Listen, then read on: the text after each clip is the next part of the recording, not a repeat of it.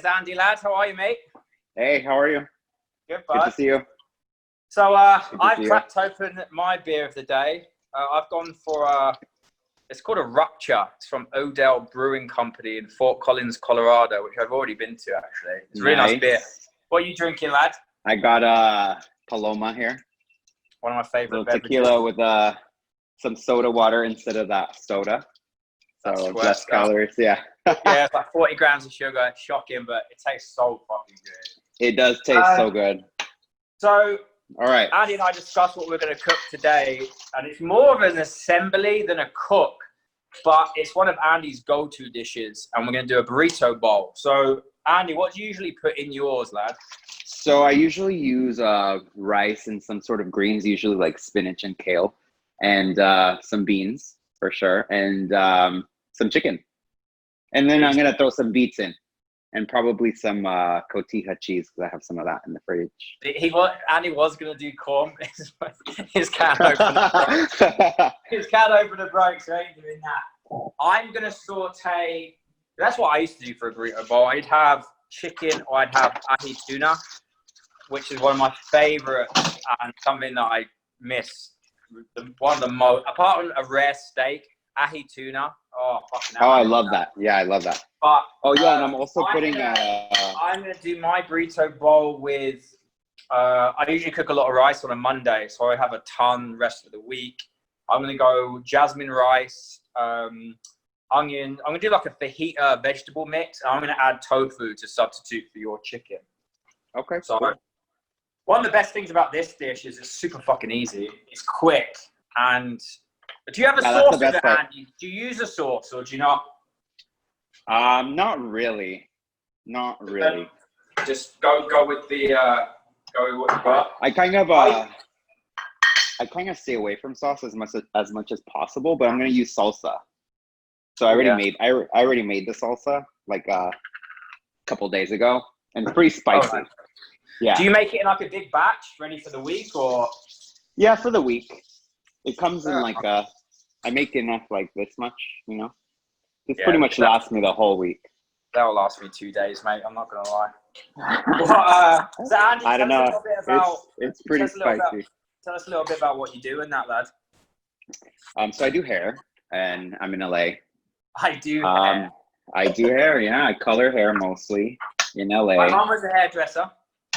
Oh, was she? She taught me how to kind of cut my own hair. So you always had good hair growing up then, huh? Yeah. When did you get into that? I got into hair when I was 16. So you like particular reason? Do you remember like? It's been a little while that I've been doing it. Was that? Did you go off on it, or what? Do you remember like this kind of the point you were like, oh shit, that's what my passion is? No, you know what? I was gonna finish high school early, and they kind of just told me that I had to choose between a few programs, and I tried all of them, and I hated all of them. And then I tried hair, and then I really liked it, so I stuck to it. So actually, I've never met Andy in his physical form because it's fucking COVID. But Kelly gets her hair done by you, and it always looks so immaculate and glamorous when she does get it done. Thank you. That's what we go for. We like. Obviously, I like your Instagram. I guess I'll give you a view of my little. Mate. Thanks. My chicken, nice. My rice here, and I have some beans back there. Decent. So like I said, you've got a big following. Do you remember like a point where you thought, oh shit, people are actually loving what I'm doing?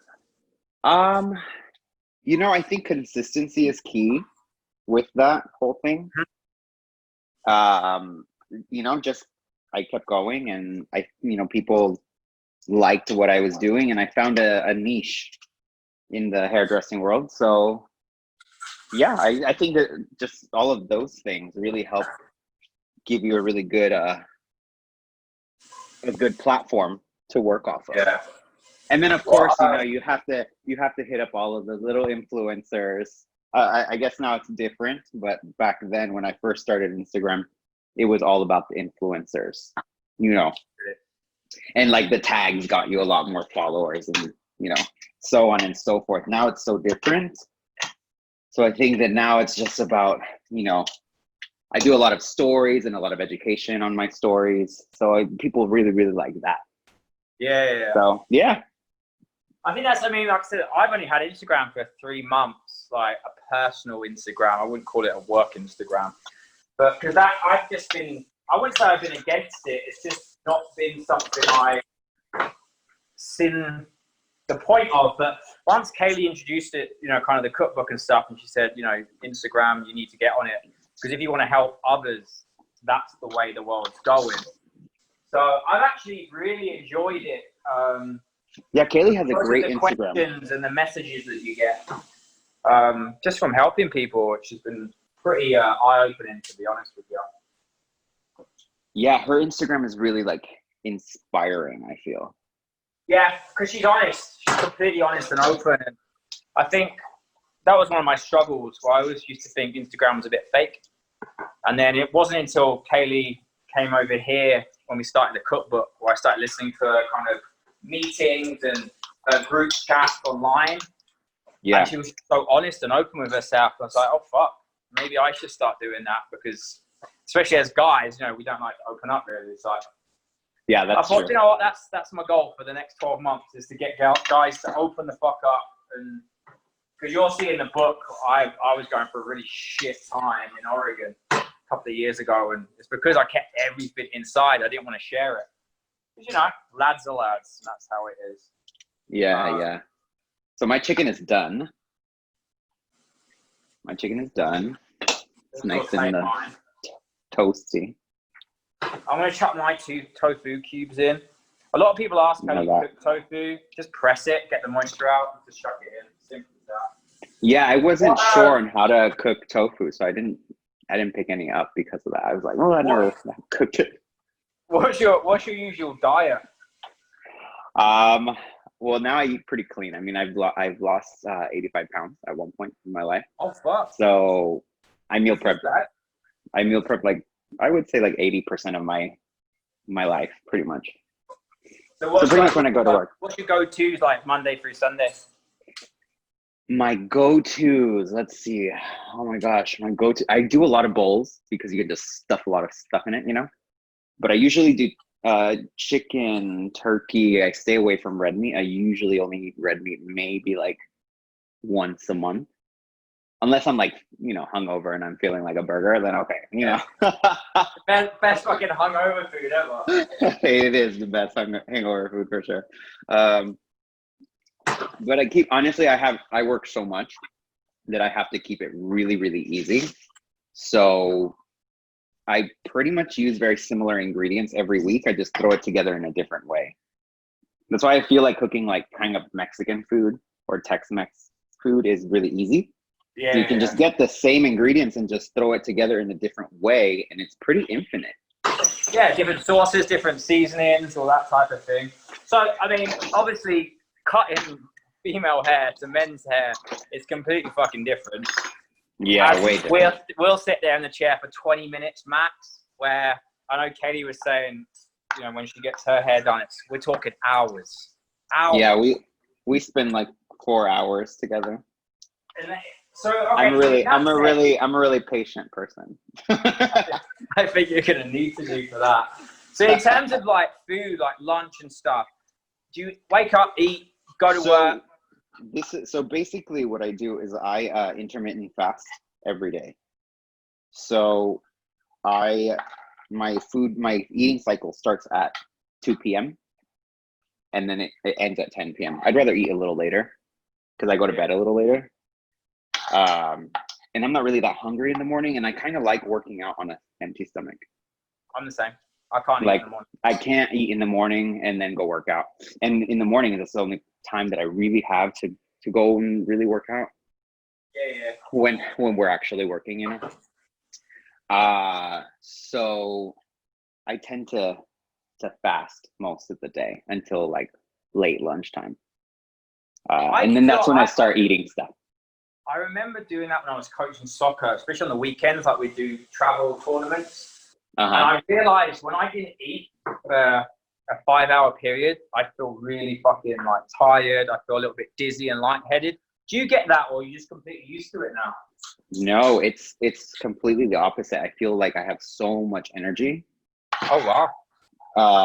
Because before, I would eat early and then go to work, and by noon I'm already hungry. I'm already kind of cranky. I'm a little tired. So that's when I started the fasting. And I honestly, last year I really, really, really trimmed down.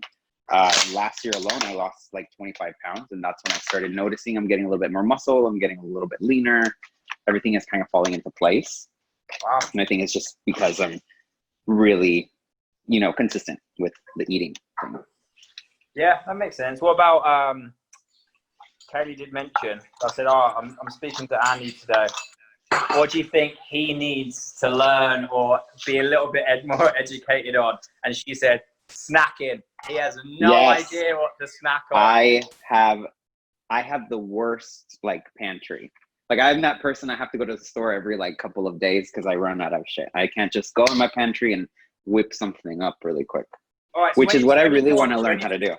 We get that question a lot. So when you're talking snacks, when it's me, I have small meals throughout the day because I'm fortunate enough that my work allows that.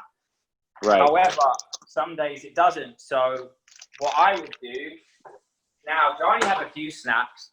Roasted carrots, massive batch on Monday when I cook my rice. So you roast those carrots, you can just dip them into hummus. Kale chips, really good. And there was one new feature that I actually found yesterday was salt and vinegar seaweed. Fucking amazing. Oh, so good. That's an it's one of those things. I got a lot of messages that looks like shit. I was like, you got to taste it. You got to taste it. Yeah. What about a less seaweedy type of things? I hate that. It's not flavor. comes straight from the fucking ocean. It's all soggy. It's nice and crisp. It's like a chip.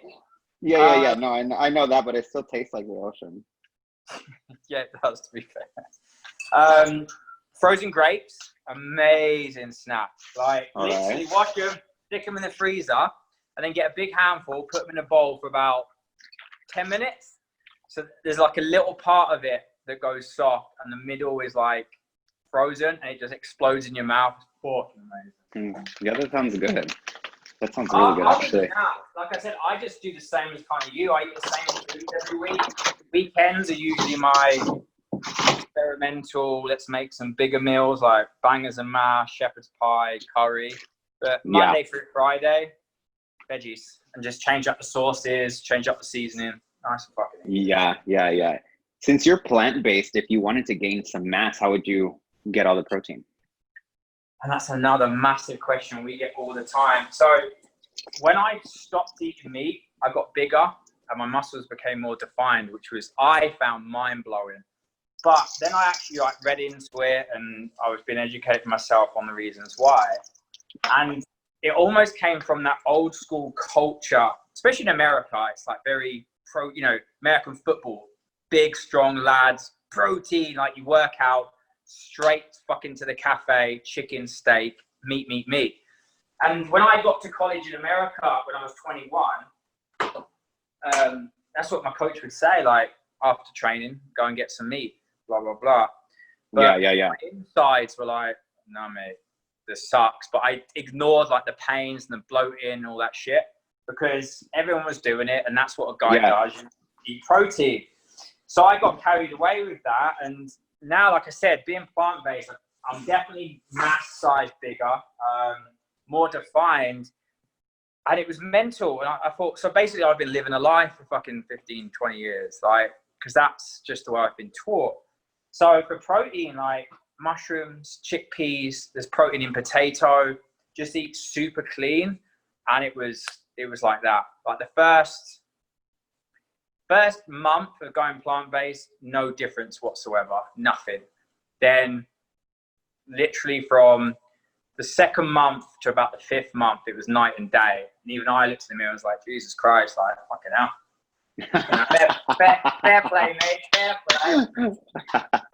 So that's where it carried on. Okay. And it was but do you also take supplements or no supplements at all? None. Wow. Occasionally, Because I don't take supplements at all. I stopped doing it now, but a plant-based protein shake. But then again, after taking it, I thought, you know what? It actually went bad. And I thought, all right, I'll do 2 weeks without it, see what happens. No change, nothing. So I was like, I'll save $50 a month. Exactly the same feeling, nothing. No supplements, just vegetables and tofu, mushrooms, easy as shit. So if I honestly believe, and Kaylee goes into detail about it. I mean, she's the scientist, kind of nutritional brain. Yeah, she definitely bangs it into my head when she comes and sees me. Yeah, because we get that asked all the time. Because like we do our groups and stuff, and I think we had like 150 members the other day. One was a guy. It's like, for fuck's sake. And that's he was the one who asked. Goal, like my 12-month goal is to get guys to open up, but again, it's going through that stereotypical, how do you get big? How do you get mass? I mean, look at YouTube. There's some massive guys, all vegan. And I don't know if you've seen that documentary, Game Changers. But no, I haven't seen it. You should watch it on Netflix. I mean, let's be honest, it's COVID, so not much going out at the moment. You might as well watch it. But there's, they interview, I can't remember the team, but there's like 8 NFL players on there. They're all plant-based, and every, like, I think Saturday, they all sit together and they eat plant-based food, and they just talk about being big plant-based athletes and the difference between like feeling how they felt and more energy on the field and shit. It's fascinating. That's actually what started my whole, all right, if they can feel and be as big and, 6 foot lads, I'm fucking 5'8". Fair play to them. Let me try a bit of that. Yeah. Absolute amazing, I must say. But I'm pretty much done here, mate. Awesome. So when do you just literally just pile it all onto a bowl? Yes. I am going to make mine look fancy just for picture purposes. Yeah, I definitely get like that too. So I think I section it off and then I like start piling it off, So with mine, I've gone full on, like you guys will see in the picture. I'm doing it as a family, not a family because I'm on my own with my little dog, but almost like I want to come back to this meal throughout the day. So when I present mine, we're looking at lettuce, kale, corn, beans, onion, veggies sauteed, and tofu, and avocado, of course, because avocado is the fucking best. Oh, and hummus. Yes, I agree. Are you a big fan of hummus? I love hummus. I can eat hummus with a spoon. So good. My best mate actually, he calls it avocado mash. I don't know if it's a normal thing. It's so funny because when you said that to me, I was like, what the fuck is that? So basically, mash up avocado, lemon juice, a bit of salt and pepper, and a tiny bit of red chili flakes. Jesus, it's so good. And because of the lemon juice, it keeps. You can keep that in the fridge for a couple of days. Oh, yeah. So we're good to go. My camera's set up, so I can't show you the finished work. I don't know if I can. You can see the colors in there. They're always nice. Yeah, those are nice. Fair play. I'll show you mine in a second. And he present his bowl to make it look good. So what's the future plans, Andy? What do you have planned? Are you gonna continue with hairdressing? Like, do you have any 5-10 year goals? Oh yeah, for sure. I'm definitely gonna continue. I'm definitely gonna continue hairdressing for sure. That's like I've found out it's a very pandemic proof type of career to choose because people really, really, really want to feel good. So, and that makes me feel good. I definitely want to continue to do that, So there's no question about that at all. 5 to 10 years down the road, I mean, I love LA. I definitely plan on staying here. I want to travel more. I've traveled a lot doing work, so I'm kind of chill with that. I kind of want to do a lot more personal travel and find myself a bit. I've been working a shit ton, and I don't really pay attention to myself as much. So I'm kind of in that mode right now. That's where my mentality is. Well, that's a good mentality. What's that cheesy saying? You only live once, innit? So exactly. I am living life to the fullest for sure. Go enjoy it. As Kaylee would probably tell you. Yeah. Yeah, she does love that saying. Jesus. If I'm in a shit mood, fuck me, she tells me about it. Does she? You need to go and check yourself. I'm not going to do an American accent, but that's what she'd say. All right, here we go. I'm gonna show you my bowl now. See how I'm I did. starving, so I'm going to jump straight into mine after this. All right, put it on the table. Oh yeah, look at that. Pretty good, huh? It is very. What's the white stuff on top? What's the crumbles? So that is cotija cheese. Oh. So just a little bit of that. It's spinach, kale, baby lettuce, chicken, beets, rice and beans, and some salsa, some habanero salsa. Yeah. See, that's why Burrito legit. And a paloma. Two the palomas. best part. This is the best part. Let's not forget. All right, Andy, thanks for coming on, lad. I appreciate it, mate. It was great talking to you. Thanks for having me. I'm going to stick the recipe up on the blog for you guys to see. But yeah, cheers, Andy. Keep safe, awesome. mate. I'll talk to you soon. See you, bye.